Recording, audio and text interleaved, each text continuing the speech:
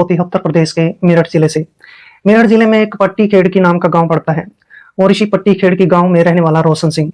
रोशन सिंह जो कि इस गांव का सबसे बड़ा और रईस और धनी व्यक्ति होता है। इसके पास अपनी 18 एकड़ जमीन होती है, खेती किसानी का काम भी करता था और इसी 18 एकड़ जमीन के दम पर इस रोशन सिंह ने अच्छे खासे पैसे भी जोड़ रखे होते हैं। लेकिन रोशन सिंह शराब, कबाब और शबाब तीनों का शौकीन होता है। गांव के लोग भी इसकी इज्जत नहीं किया करते थे क्योंकि रोशन सिंह औरतों का शौकीन होता है, महिलाओं का शौकीन होता है। गांव की जो भी खूबसूरत महिला रोशन सिंह को दिख जाती थी, रोशन सिंह पैसे के बल पर उस खूबसूरत महिला को अपने बिस्तर तक ले आता था। और रोशन सिंह का जो चरित्र होता है इस कदर इतना खराब होता है कि गांव के लोग इसको पूछते तक नहीं थे। अब रोशन सिंह के परिवार में इसके 2 बेटे होते हैं, जिनमें बड़े बेटे का नाम प्रदीप होता है और छोटे बेटे का नाम संजीव होता है। बड़ा बेटा प्रदीप 3 साल पहले एक दुर्घटना में उसकी मौत हो जाती है और जैसे ही प्रदीप की मौत हो जाती है तो प्रदीप की पत्नी विमला घर में बिल्कुल अकेली पड़ जाती है। विमला फिर भी इस घर के अंदर रहना शुरू कर देती है। विमला को बस इस बात का ही लालच होता है कि उसके ससुर के पास 18 एकड़ जमीन है और जैसे उसके ससुर की मौत हो जाएगी तो इसके बाद आधी जमीन उसके पास आ जाएगी और इसी वजह से विमला इस घर में पड़ी रहती है। लेकिन दूसरी तरफ जो संजीव होता है उसको लकवा मार जाता है और लकवे की वजह से संजीव अपने चारपाई पर लेटा रहता था। लेकिन जो संजीव की पत्नी पिंकी होती है वो काफी उदास और परेशान रहती थी क्योंकि उसका पति हमेशा चारपाई पर लेटा रहता था। और इस तरीके से आगे चलकर रोशन सिंह अपनी दोनों बहुओं के साथ बड़े बड़े कांड करने वाला था जिसके बारे में कोई भी कुछ भी नहीं जानता था। दिन गुजरते चले जाते हैं और एक तारीख आ जाती है 20 मार्च 2026 का दिन। सुबह के करीब 9 बजे के आसपास का वक्त होता है। रोशन सिंह घर में बैठा होता है और रोशन सिंह अपनी दोनों जवान बहुओं की तरफ टकटकी लगाए देखता रहता है। उसी समय इसकी बड़ी बहू विमला के पास उसकी माँ का फोन कॉल आता है। विमला की माँ विमला को कहती है कि विमला, मैं आजकल बीमार रहती हूँ, तो 2-4 दिनों के लिए मेरे पास आ जा। तभी विमला अपनी माँ को कहती है कि मैं अपने ससुर से बात करके देखती हूँ, अगर मेरा ससुर मान जाता है तो मैं तेरे पास आ जाऊंगी। इसके बाद विमला उसी समय अपने ससुर के पास जाती है। अपने ससुर रोशन को कहती है कि मुझे अपने मायके में जाना है, मैं वहां 2-4 दिन रहूंगी क्योंकि मेरी माँ की तबीयत खराब रहती है। तभी रोशन सिंह अपनी बहू विमला को कहता है कि मैं तुझे खुद छोड़ कर आऊंगा। विमला कहती है कि मैं बस के माध्यम से अकेली चली जाऊंगी। लेकिन उसी समय रोशन सिंह कहने लगता है कि मेरे साथ जाने में तुम्हें क्या आपत्ति है। विमला कहती है कि मुझे कोई भी आपत्ति नहीं है और मैं तुम्हारे साथ ही अपने मायके जाऊंगी। और इस तरीके से रोशन सिंह बड़ा खुश हो जाता है। इसके बाद विमला अपने ससुर को कहती है कि मैं अभी तैयार होकर आती हूँ। लेकिन आज के समय में रोशन सिंह अपनी बड़ी बहू विमला के साथ बहुत बड़ा कांड करने वाला था जिसके बारे में विमला कुछ भी नहीं जानती थी। थोड़ा सा वक्त गुजर जाने के बाद विमला अपने कमरे में जाती है, सज धज कर तैयार हो जाती है और फिर इसके बाद अपने ससुर रोशन के पास आती है और कहती है कि चलो मेरे मायके में चलते हैं। लेकिन रोशन सिंह की नजरें जैसी ही विमला की खूबसूरती और सुंदरता पर पड़ती है, उसकी जवानी पर पड़ती है, तो आज रोशन सिंह की नीयत में कमी आ जाती है। रोशन सिंह अपने मन में सोचने लग जाता है कि आज जैसे तैसे करके अपनी बहू को किसी भी तरीके से हासिल करना है। ऐसे ऐसे ख्याल रोशन सिंह के मन में आने लग जाते हैं। इसके बाद रोशन सिंह अपने घर से मोटरसाइकिल निकालता है और फिर अपनी बहू विमला को मोटरसाइकिल पर बैठा लेता है और इसके बाद रोशन सिंह अपनी मोटरसाइकिल चलाना शुरू कर देता है। जैसे ही थोड़ा सा वक्त गुजर जाता है और थोड़ी दूरी तय कर ली जाती है तो उसी समय रोशन सिंह अपनी बहू विमला से बातचीत करना शुरू कर देता है। उसी समय विमला अपने ससुर रोशन सिंह को कहती है कि पिताजी, तुम्हारे पास अपनी 18 एकड़ जमीन है और इस 18 एकड़ जमीन में से 6 एकड़ जमीन मेरे नाम कर दो। जैसे ये बात रोशन सिंह सुनता है तो रोशन सिंह हंसते मुस्कुराते हुए अपनी बहू विमला को कहने लगता है कि मैं तुम्हें 6 एकड़ जमीन देने के लिए तैयार हूँ, लेकिन बदले में तुम्हें मेरे साथ सोना पड़ेगा। अब जैसी ये बात कही जाती है तो विमला वहां पर चुप रह जाती है। विमला अपने मुंह से, अपनी जुबान से एक भी शब्द नहीं निकाल पाती है। लेकिन जो रोशन सिंह होता है बहुत ही चालाक व्यक्ति होता है। रोशन सिंह आज के समय में विमला को हासिल करना चाहता था। रोशन सिंह दूसरे ही पल अपनी बहू विमला को कहता है कि मैं तुम्हें 6 एकड़ नहीं बल्कि 9 एकड़ जमीन दे सकता हूँ और बदले में तुम्हें मेरे साथ रातें गुजारनी पड़ेगी। विमला जैसी अपने ससुर रोशन सिंह की बात को सुनती है तो सोचने पर मजबूर हो जाती है कि उसको कैसा कदम उठाना चाहिए। विमला भी कुछ कम नहीं होती है। विमला जमीन को पाने के लिए कुछ भी कर सकती थी। उसका दिमाग बिल्कुल सुन्न हो जाता है। विमला अपने ससुर को कहती है कि मैं तुम्हारे साथ सोने के लिए तैयार हूँ, लेकिन मुझे 9 एकड़ जमीन जरूर मिलनी चाहिए। उसी समय ससुर रोशन सिंह कहता है कि देखो, घर की बात घर में रह सकती है, किसी को कानो कान इस बात के बारे में भनक तक नहीं लगेगी।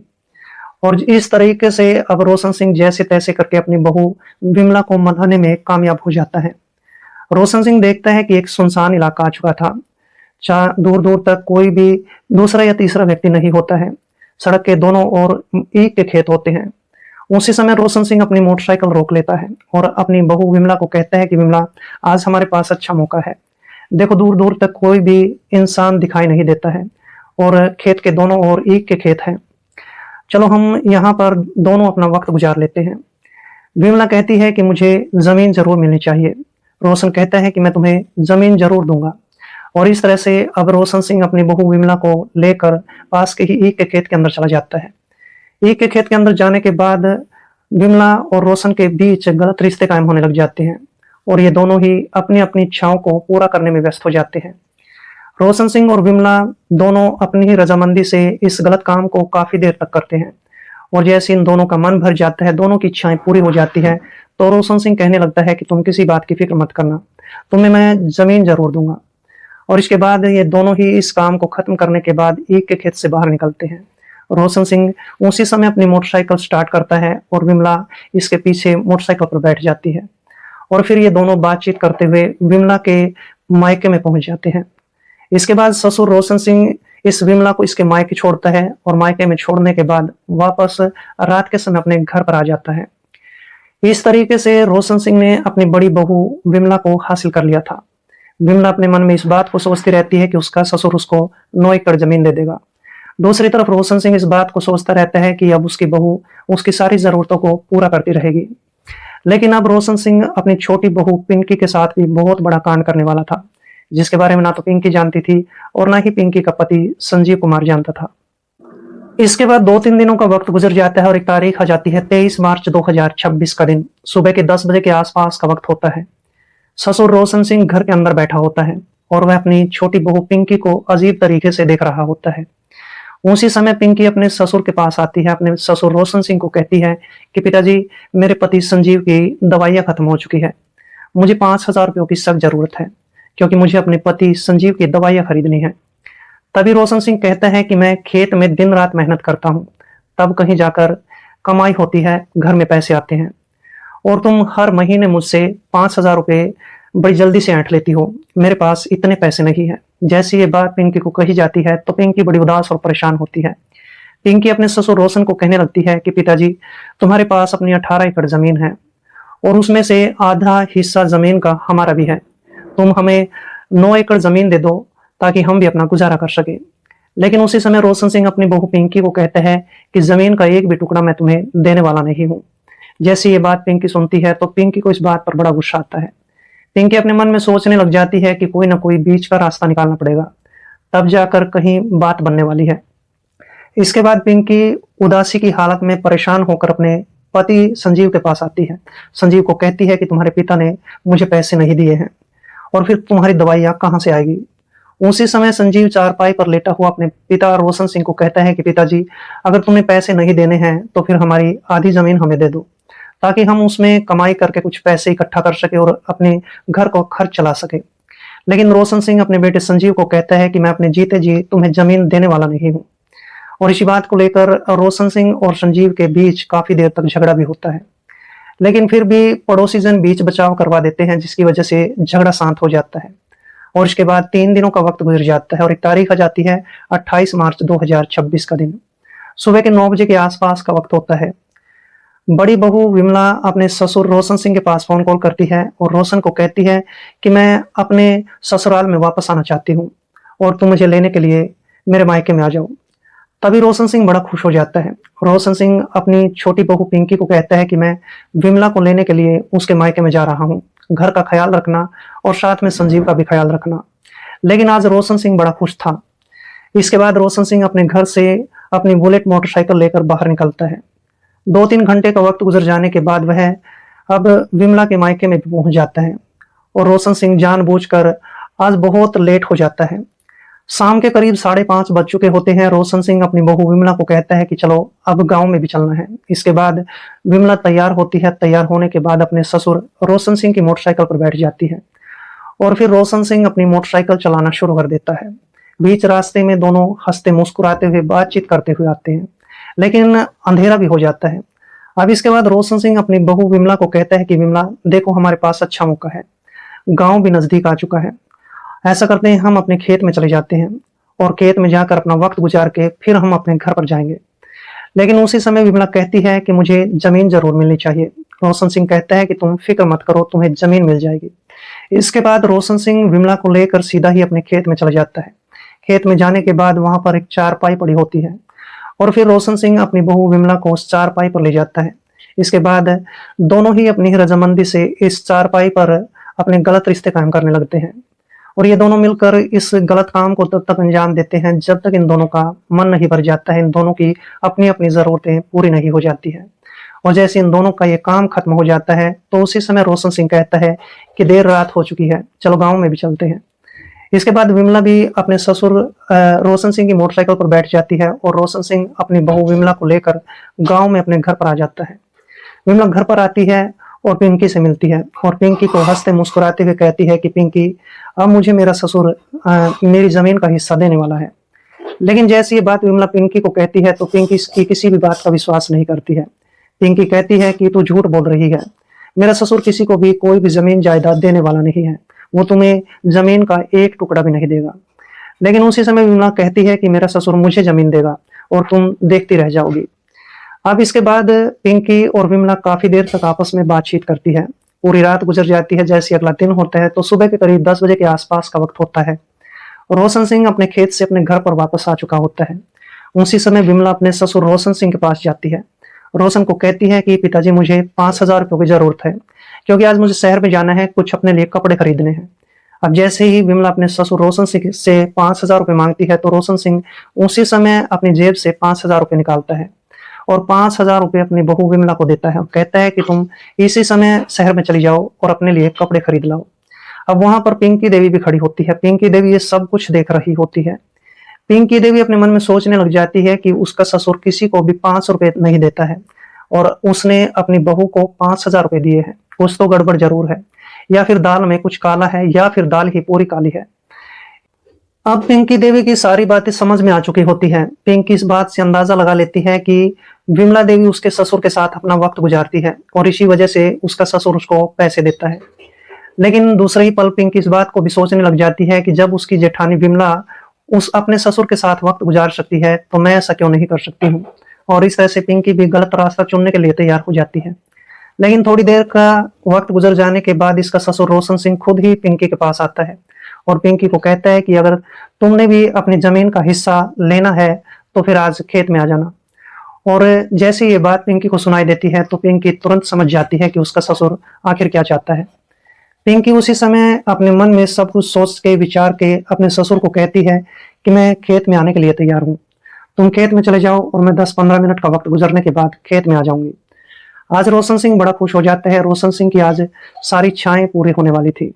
रोशन सिंह उसी समय अपने घर से मोटरसाइकिल लेता है और सीधा ही शराब के ठेके पर जाता है। वहां से शराब खरीदता है। शराब खरीदने के बाद अपने खेत में चला जाता है और खेत में बैठकर वह शराब पीना शुरू कर देता है। जैसे ही 20 मिनट का वक्त गुजर जाता है तो उसी समय पिंकी भी अपने घर से सज धज कर बाहर निकलती है। पिंकी अपने खेत की तरफ चल पड़ती है और जैसे पिंकी खेत में पहुंचती है और इसके ससुर रोशन सिंह की नजर पिंकी पर पड़ती है, पिंकी की खूबसूरती, सुंदरता और उसकी जवानी को देखकर अब रोशन सिंह की नीयत में बहुत बड़ी कमी आ चुकी होती है। रोशन सिंह सोचने लग जाता है कि आज उसकी हर इच्छा पूरी हो जाएगी। इसके बाद पिंकी अपने ससुर के पास जाती है, देखती है कि उसका ससुर शराब के नशे में धुत होता है, लेकिन पिंकी किसी बात का कोई भी एतराज नहीं करती है। पिंकी अपने ससुर को कहती है कि मुझे जमीन कब तक मिलेगी। तब इसका ससुर कहता है कि 1 महीने के अंदर अंदर तुम दोनों को तुम्हारी जमीन मिल जाएगी।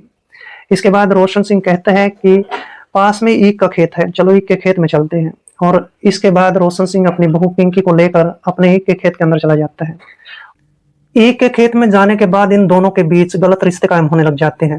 पिंकी और रोशन सिंह दोनों मिलकर इस गलत काम को काफी देर तक करते हैं और जैसे इन दोनों के मन की सारी इच्छाएं पूरी हो जाती है तो इसके बाद रोशन सिंह अपनी बहू पिंकी को लेकर ईख के खेत से बाहर आता है और फिर पिंकी को कहता है कि तुम गांव में जा सकती हो।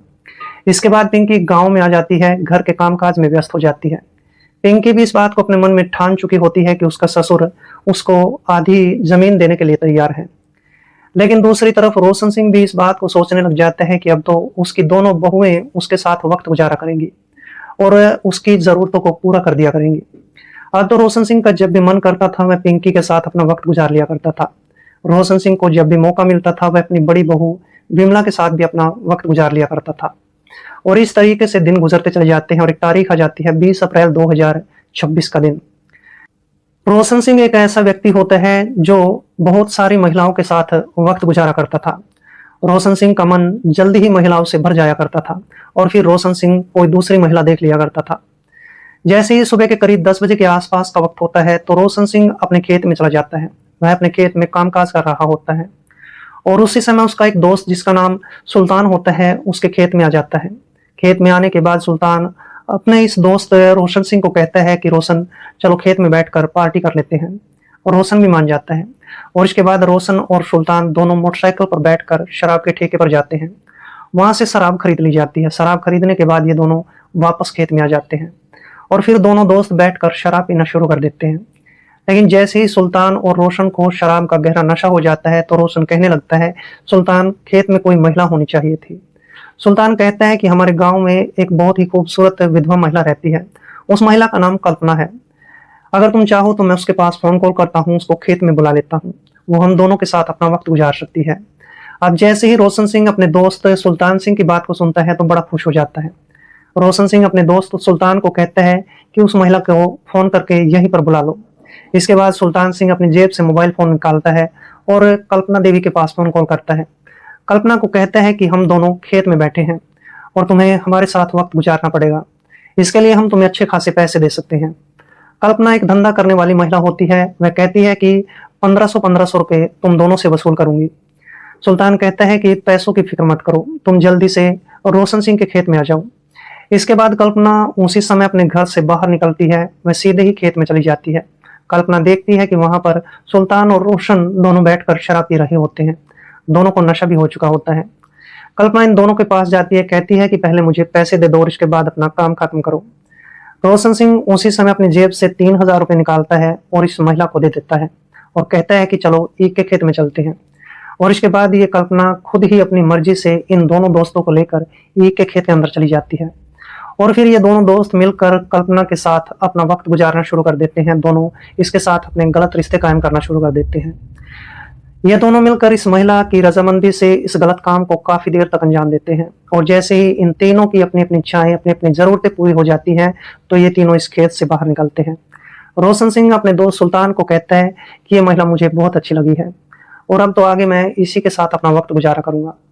इस तरह से दोनों दोस्त खेत में बैठ जाते हैं, फिर से शराब पीना शुरू कर देते हैं। दूसरी तरफ महिला कल्पना पैसे लेकर गांव में आ जाती है। ये रात के करीब 9 बजे तक बैठकर शराब पीते हैं।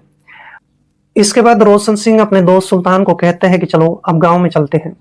इसके बाद ये दोनों दोस्त मोटरसाइकिल के माध्यम से गांव में आ जाते हैं और फिर रोशन सिंह अपने घर पर पहुंच जाता है।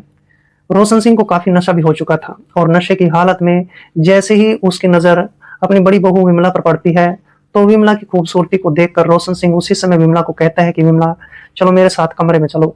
वहां पर पिंकी भी बैठी होती है। पिंकी ये सब कुछ देख रही होती है, लेकिन विमला कहने लगती है कि इस समय तुम नशे में हो और नशे की हालत में मैं तुम्हारे साथ ही ये सब काम नहीं करूंगी। बस इसी बात पर रोशन सिंह को गुस्सा आ जाता है। रोशन सिंह उसी समय विमला पर भड़क जाता है। विमला को कहता है कि मैं तुम्हें आधी जमीन देने वाला था, लेकिन अब तुम दोनों को एक भी जमीन का टुकड़ा तक नहीं दूंगा। इस बात पर विमला को भी गुस्सा आ जाता है। पास में ही पिंकी बैठी होती है और पिंकी को भी इस बात पर गुस्सा आ जाता है। तभी पिंकी कहती है कि तुम अपनी जुबान से मुकर रहे हो, तुमने हम दोनों के साथ गलत काम भी कर लिया है और फिर तुम जमीन देने से मुकर रहे हो। लेकिन रोशन बार बार यही बात कहता है, इसी बात को दोहराता है कि मैं तुम्हें जमीन का एक भी इंच टुकड़ा नहीं दूंगा। पिंकी कहती है कि ये आदमी नहीं जानवर है, इसने हम दोनों का फायदा भी उठाया है और अब जमीन देने से मुकर रहा है। पिंकी विमला का हाथ खींचकर उसको कमरे के अंदर ले जाती है। कमरे के अंदर जाने के बाद वह कुछ देर तक विमला के साथ बातचीत करती है और इसी दौरान जो रोशन सिंह होता है अपने कमरे में जाकर लेट जाता है। रोशन को जल्दी ही गहरी नींद भी आ जाती है। लेकिन दूसरी तरफ पिंकी और विमला अपनी कोई योजना बना चुकी थी। रात के करीब 11 बजे के आसपास का वक्त होता है। विमला उसी समय रसोई के अंदर जाती है। रसोई के अंदर धारदार चाकू पड़ा होता है। चाकू लेकर अब वह पिंकी के कमरे में आती है और पिंकी को कहती है कि चलो आज अपने ससुर का काम तमाम कर देते हैं। पिंकी भी मान जाती है और इसके बाद ये दोनों ही औरतें रोशन सिंह के कमरे के अंदर घुस जाती हैं। रोशन सिंह के हाथ पैर रस्सियों के साथ बांध दिए जाते हैं। रोशन सिंह की आंख भी खुल चुकी होती है। इसके बाद ये दोनों औरतें रोशन सिंह के मुंह के अंदर कपड़ा ठूस देती हैं। पिंकी तभी विमला को कहती है कि इसकी पतलून बाहर निकाल दो और इसके बाद विमला इस रोशन सिंह की पतलून को खींच देती है। पिंकी उसी समय विमला से चाकू लेती है और चाकू लेकर वह अपने ससुर रोशन सिंह का प्राइवेट पार्ट चाकू के साथ काट देती है। और जैसे इस घटनाक्रम को अंजाम दिया जाता है तो इसका ससुर रोशन चीखता चिल्लाता रह जाता है। लेकिन विमला पिंकी से चाकू लेती है। चाकू लेने के बाद उसी समय अपने ससुर रोशन की गर्दन चाकू के साथ काट देती है। और जैसे इस पूरे घटनाक्रम को अंजाम दे दिया जाता है तो फिर ये दोनों औरतें संजीव के पास जाती हैं और संजीव को कहती है कि हमने तेरे पिता का काम तमाम कर दिया है। संजीव जैसे ही इन दोनों औरतों की इस बात को सुनता है तो संजीव को बड़ा गुस्सा आता है। संजीव उसी समय नजदीकी पुलिस स्टेशन में फोन कॉल करता है और कहता है कि मेरे घर के अंदर हत्याकांड रच दिया गया है। आधे घंटे का वक्त गुजरने के बाद घटनास्थल पर पुलिस पहुंचती है। पुलिस इसके बाद रोशन सिंह का शव कब्जे में लेती है और फिर 1 घंटे का वक्त गुजरने के बाद इन दोनों औरतों पिंकी और विमला को पुलिस गिरफ्तार कर चुकी होती है। जैसे ही पुलिस इन दोनों को गिरफ्तार कर लेती है तो पुलिस स्टेशन में ले जाती है और उनसे पूछताछ करना शुरू कर देती है। पिंकी और विमला दोनों पुलिस के सामने बताती है कि हमारे ससुर ने हम दोनों का फायदा उठाया है और वो ना तो हमें जमीन दे रहा था और हमारा इस्तेमाल कर रहा था, बस इसी वजह से हम दोनों ने उसका कत्ल कर दिया है। इसके बाद पुलिस इन दोनों औरतों के खिलाफ चार्जशीट दायर कर लेती है। ये बात भविष्य के गर्भ में छिपी है कि जज साहब आखिरकार पिंकी और विमला को क्या सजा सुनाने वाला है। लेकिन दोस्तों इस पूरे घटनाक्रम के दौरान पिंकी और विमला ने अपने ससुर रोशन सिंह के साथ जो किया क्या वो सही था या गलत था, कमेंट बॉक्स में जरूर लिखें। मिलते हैं दोस्तों किसी ऐसे घटनाक्रम के साथ, तब तक के लिए दोस्तों